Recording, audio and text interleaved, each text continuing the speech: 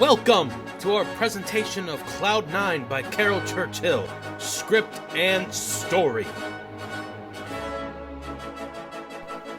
Today's show is brought to you and presented by Group 12.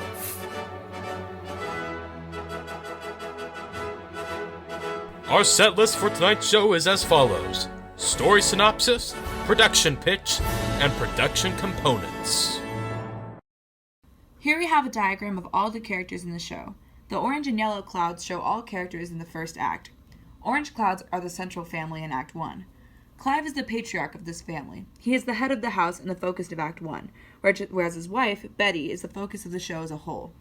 The characters in white clouds only show up for Act 2.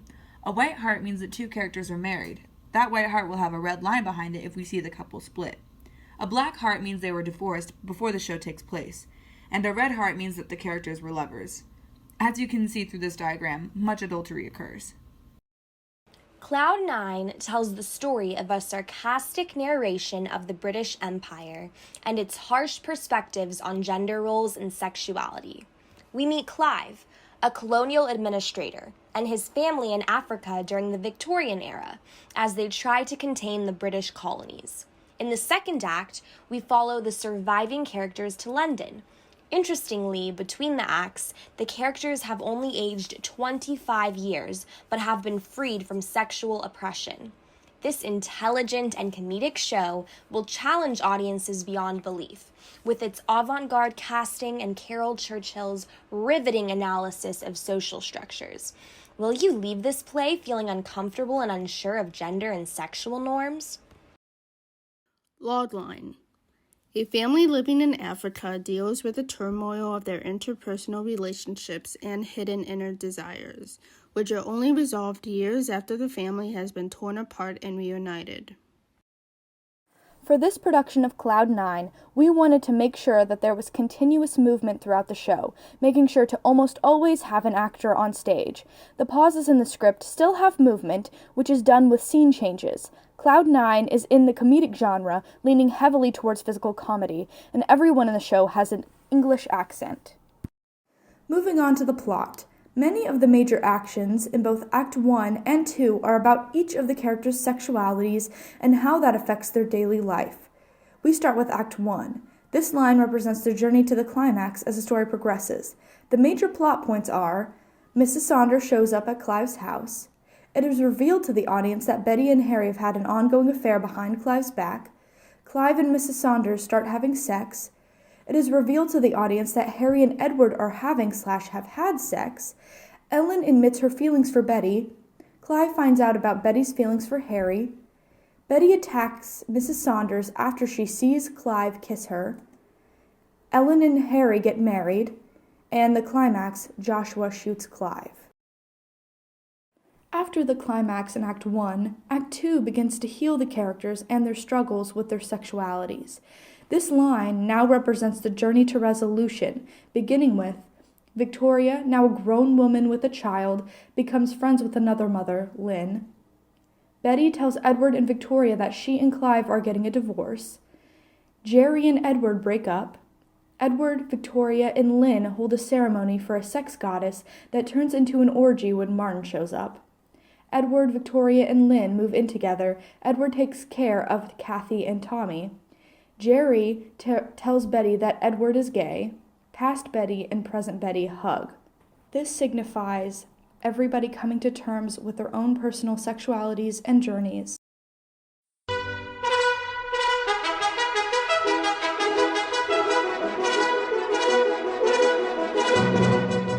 Now for our production pitch.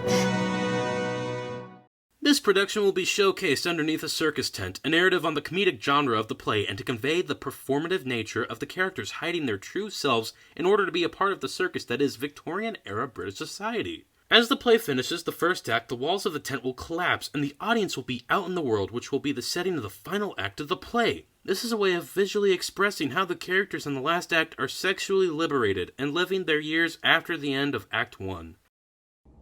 Costuming. In the first act, we really want our audience to feel like they are watching a circus. To achieve this feeling, each character's costume will hint a different performer.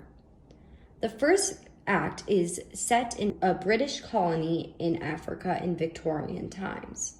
To keep true to this time period, we chose to keep Victorian silhouettes, but with circus colors and patterns.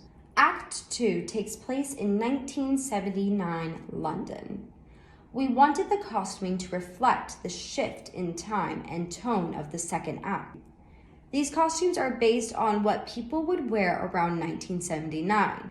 Notice that the colors aren't as bold in this act to reflect how the characters, now free from Clive's oppression, no longer have to perform in the circus that is traditional British culture. The utilization of makeup in this production adds another element to the characters in this show. It expresses the characters' inner feelings. The costumes show the characters' characteristics and human qualities, but they are somewhat filtered, meaning that they are not as expressive compared to the work of the makeup. Also, the added element of makeup allows the audience to connect a character to a performer they would see in a circus. The atmosphere of this play is based upon and heavily inspired by that of the Broadway production Moulin Rouge. The first act will have a red circus-esque lighting that has more red tones for a feeling of being trapped. After that first act, we lift this tent away and the stage turns into a blue nighttime escape. The smell of the first act will be like that of lavender to set up the feeling of a well-kept-up circus. The second act will smell like that of pine trees because the setting is supposed to feel a bit more freeing. We wanted the lighting design to really make the circus theme pop, while not making it the center of attention. We do this by making the first act's lighting primarily warm-toned with red as the main color with hints of purple. The stage would be lined with yellow globe lights that would also go up the ceiling of the tent. In the second act, since the circus theme is toned down and it is set outside at night, the yellow globe lights would be turned off and have cool-toned white lights come on that look like stars in the sky. The primary color would be blue, staying with hints of purple. The moon would be illuminated by a cool-toned yellow light. In this key moment, Edward allows Joshua to shoot Clive. Why is this important? Well, in this key moment, as Clive is shown to be a hypocrite that strongly enforces many of the characters to live according to British standards, Joshua shooting Clive symbolizes the fall of these standards and the beginning of the characters embracing their authentic sexual selves. Additionally, Edward not warning his father is the first moment that he truly shows his resentment towards his father, forcing him to abide by his strict gender roles. In this key moment, Lynn, Victoria, and Edward hold a ceremony for a sex goddess as soon as Martin arrives.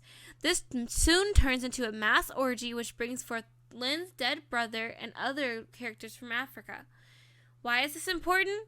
This is a key moment because all the characters are finally shown to be sexually expressive regardless of what others think. Now, how will we convey this? This will be conveyed heavily through the lighting as the spotlight will grow larger in the blue outdoor scenery as they explore and embrace their sexual identities during the ritualistic orgy. Okay, so let's rewind. Overall, this fantastic show's concept is that it's better to embrace sexual liberties instead of belittling them and giving into what society says is proper. We see this heavily through our circus theme in which the characters function. The characters in the play function comedically and systematically, and eventually this leads to almost all the characters embracing their sexual individuality and liberties. This functions much like a circus act in which everyone serves a different role in the show. Ultimately, because every member embraces their individual talents, a more entertaining and systematic show is created for the audience.